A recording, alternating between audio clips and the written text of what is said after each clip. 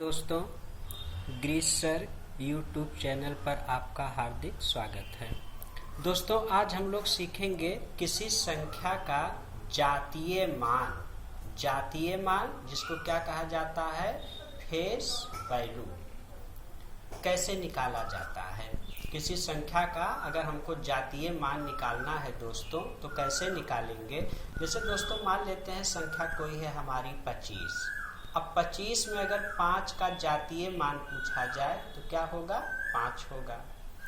2 का जातीय मान पूछा जाए तो 2 ही होगा। और आगे देखते हैं, जैसे संख्या है 652। 652 में भी अगर 5 का जातीय मान पूछा जाए दोस्तों तो 5 ही होगा। 562 में दोस्तों अगर 5 का जातीय मान पूछा जाए तो क्या होगा, 5 होगा। 5620 में भी अगर 5 का जातीय मान पूछा जाए तो क्या होगा, 5 ही होगा। दोस्तों यहाँ देख रहे हैं कि यही संख्या जब इकाई के स्थान पर है तब भी इसका जातीय मान कितना है, स्वयं वह संख्या है, यानी संख्या 5 है, उसकी जातीय मान 5 हो गया।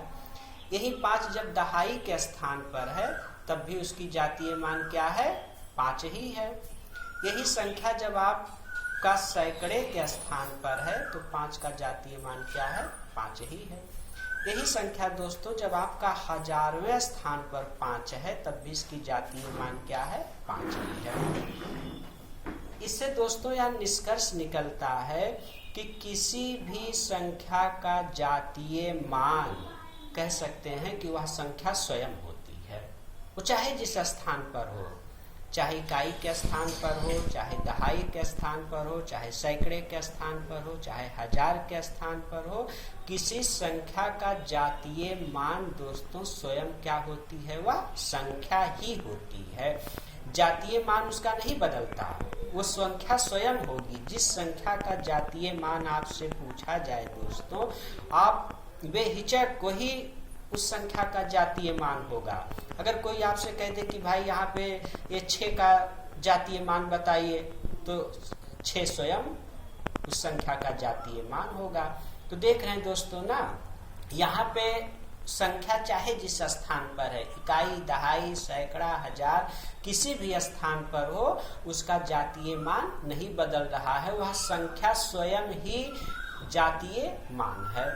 इससे देखिए क्या निष्कर्ष निकलता है, अर्थात किसी संख्या का जातीय मान स्वयं वह संख्या होती है।